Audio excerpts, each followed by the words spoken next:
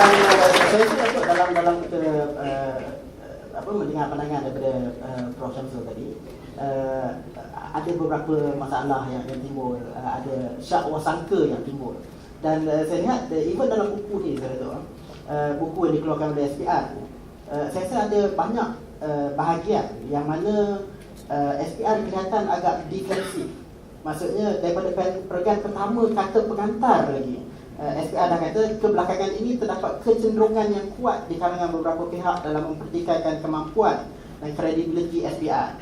Kemudian kalau pergi ke banyak page lain lah, saya ada tanda ni, ada 5-6 tempat yang mana SPR kata tuduhan pihak-pihak tertentu, apa lagi kononnya SPR cuba buat macam ni. Jadi nampak seolah SPR ni berada dalam keadaan yang defensif dan cuba mempertahankan diri. Tetapi saya tak nampak lagi situasi di mana SPR mengatakan bahawa memang kami ada buat salah dan ada perkara-perkara yang perlu diperbaiki. Sehingga EU, the European Union, mengatakan bahawa the SEC is not credible, kata diplomat EU. Jadi apa respon untuk hal itu? Pertama saya nak beri komen European Union ke ataupun Ambassador Amerika John Mallet ke, saya tak fikir dia pernah baca undang-undang pilihan raya di negara kita. Dia melihat landasan pilihan raya from the barometer of Western democracy.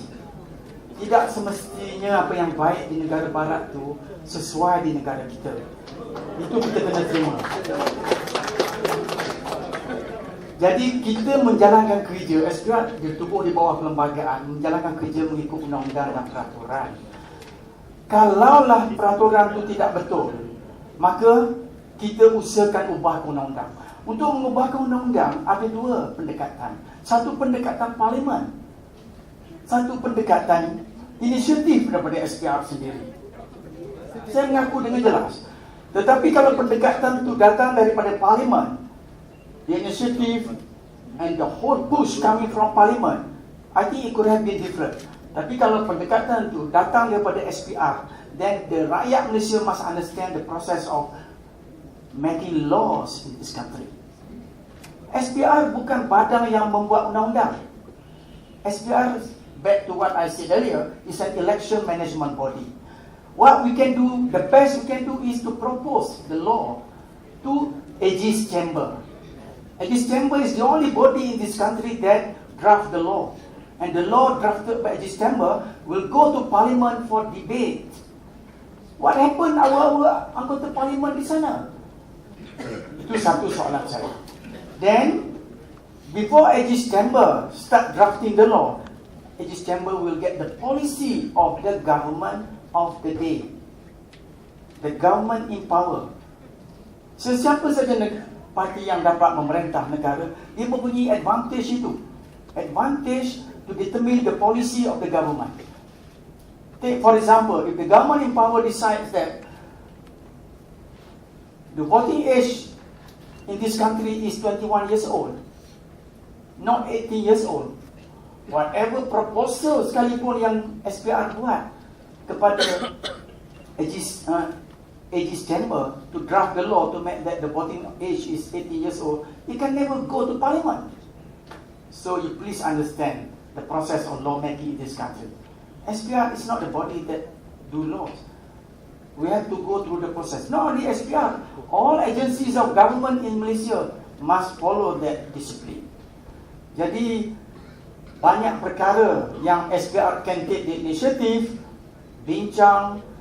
We visited so many advanced democracies in the world, see how they conduct election. We come back, try to emulate, try to do what suitable for our country.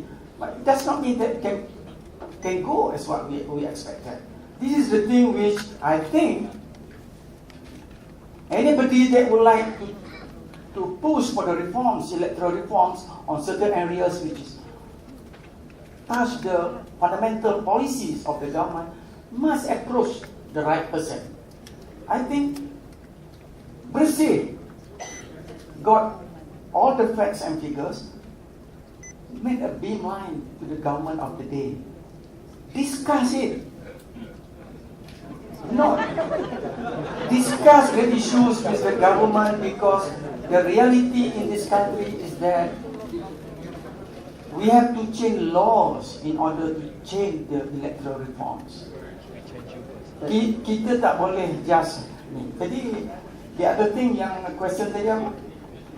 Mengenai isu SPR jadi defensif. No, SPR bukan defensif. SPR bila bercakap, kita when I speak, when election chairman speak, we defend SPR. Bukan kita berpihak kepada parti-parti mana. That's what your impression is. That's what saya kata. That's what saya kata. You want to believe what you think in your mind. You tak tengok the way what we think. We are not responsible to one or two parties. We are responsible to all everybody. Jadi Datuk, ini saya mencelah sikit. Tadi Datuk kata bahawa kalau saya nak mengubah proses dan prosedur dalam SPR, apa yang perlu dibuat ialah dia mesti berdasarkan polisi dan dasar kerajaan. Betul kan? Jadi are you indirectly implying that the problem that we have is not SPR tetapi kerajaan?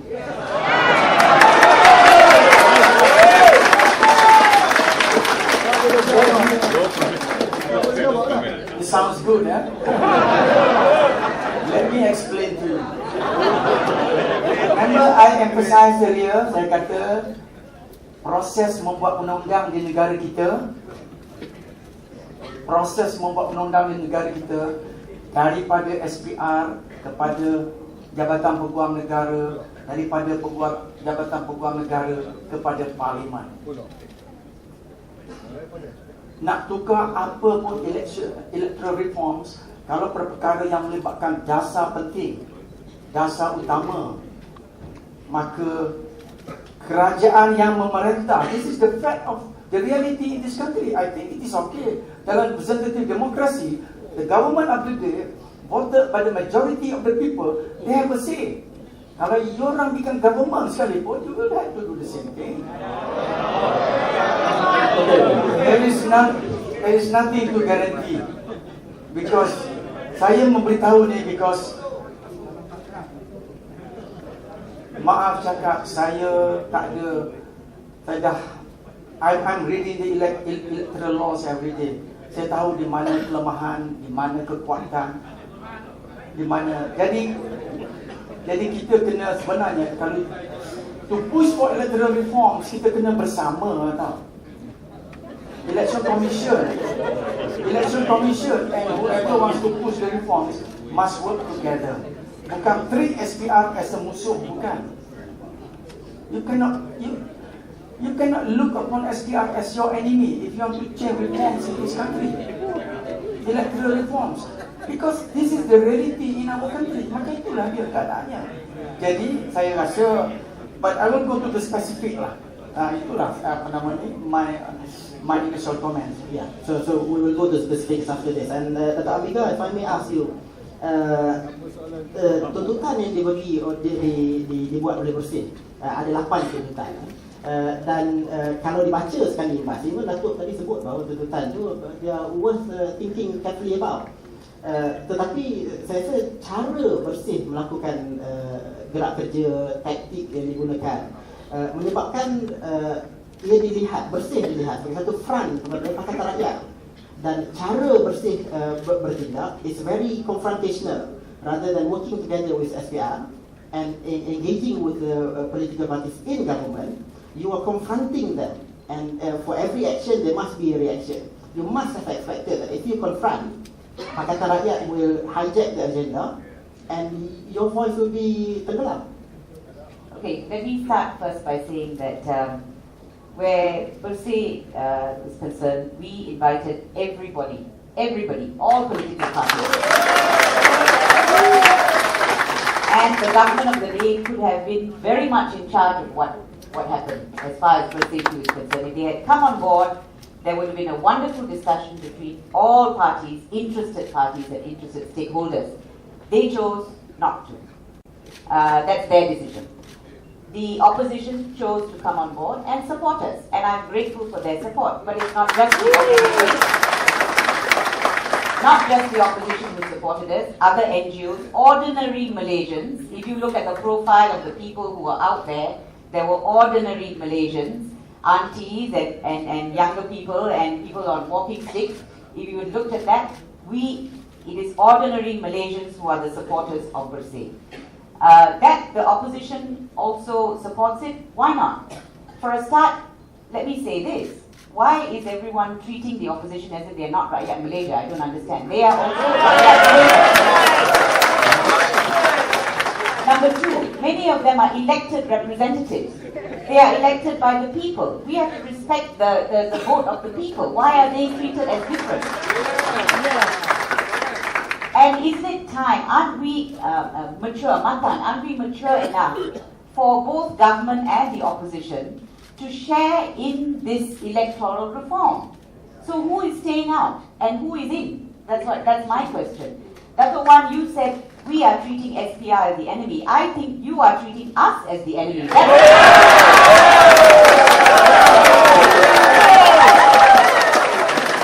Because you are viewing us, and I'm sorry to say that, the one, but I felt, it's nothing personal.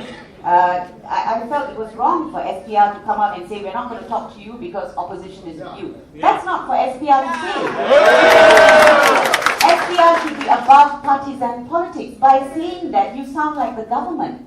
And under the federal constitution, and this is where I say, I disagree with Dr. Wan that you do not have powers. I think you have a lot of powers. Let me read them to you. Now, under the federal constitution, in appointing members of the Election Commission, the Yang di-Pertuan Agong shall have regard to the importance of securing an election commission which enjoys public confidence. So, in fact, I agree with you, Dr. Wan. You are responsible to all Malaysians. That I agree. Now, but you must enjoy their public confidence, and to do that, you cannot look as if you are with the government, that you are a department of the government. I think that's the problem.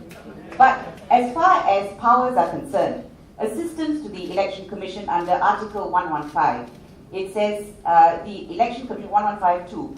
All public authorities shall, on the request of the Commission, give the Commission such assistance in the discharge of its duties as may be practicable. So you can call on any public authorities to help you enforce the election laws. For me, the election laws is your responsibility, is the responsibility of the Election Commission. Now, under the Election Offences Act, let me tell you, there is such a thing as the enforcement team. What is the point in saying we tak ada kuasa? What is the point of this functions of the enforcement team? Listen to this. 27E, the functions of the enforcement team are to patrol, monitor the activities of the candidates in its area of control, and listen to this, to ensure that written laws relating to elections are being complied with.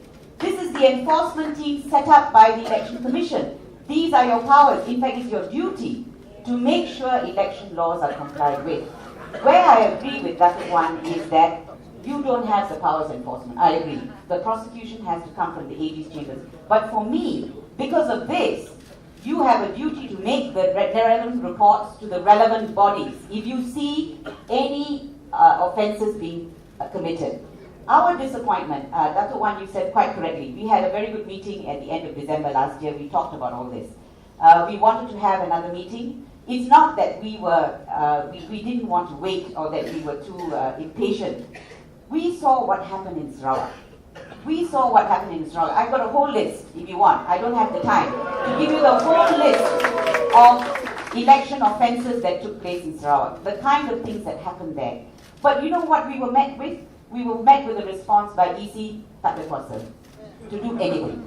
Now, then who has the kuasa? Who's going to do anything about making sure elections are clean and fair in this country if it's not the Election Commission? And it is that frustration, Dr. Wan, that led us to having this 9th of July that we did. It is the frustration that everywhere we look, because MACC also washed their hands off, by the way. Sarawak, they said we had evidence of vote buying, they washed their hands off. So who is responsible? Who's going to do anything about this? That was the reason why we did what we did. It's because of our utter disappointment about what happened in Sarawak.